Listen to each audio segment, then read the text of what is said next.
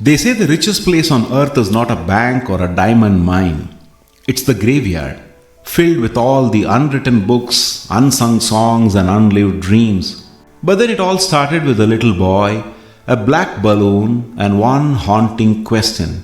Will this balloon fly too? And what happened next will change the way you see yourself forever.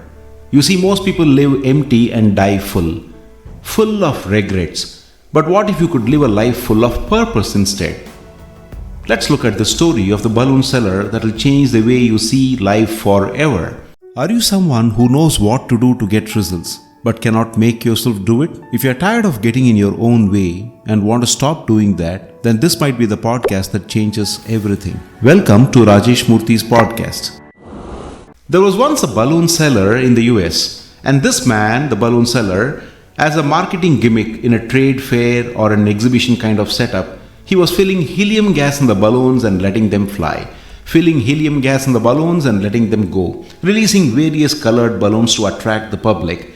And there was a small little boy, an Afro-American, who was standing at quite a distance watching this balloon seller do all this. And after some hesitation, he hesitatingly comes to the balloon seller and asks him, "Sir, if you release a black colored balloon, do you think the black balloon will also fly as high as the white balloon?"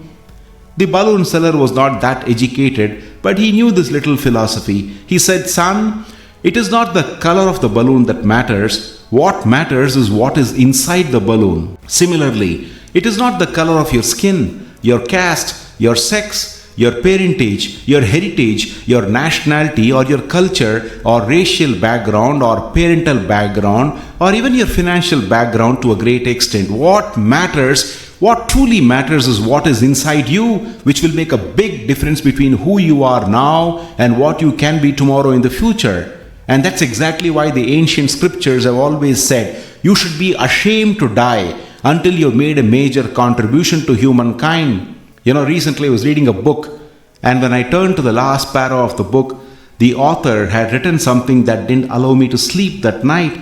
The author said, the ideal situation for a man or woman to die is to have his or her family members surrounding the person's deathbed and praying for him as he is about to cross away into the other world. But the author said, wait, imagine, if you could or if you will, that instead of the friends and family members around the person who's about to die, standing around his bed instead are his ideas, his goals, his dreams, his aspirations, his desires, his capability and his capacities with which he did nothing in his lifetime, all staring at him with large angry eyes and telling to him, "We came to you and only you could have given us life, and since you did not choose to do anything with us in this lifetime, tonight, sadly, we have to die with you forever." And the question is, if you died now, if I died today, or if we die tonight, then what dreams, what goals, what ambitions, what aspirations, what businesses,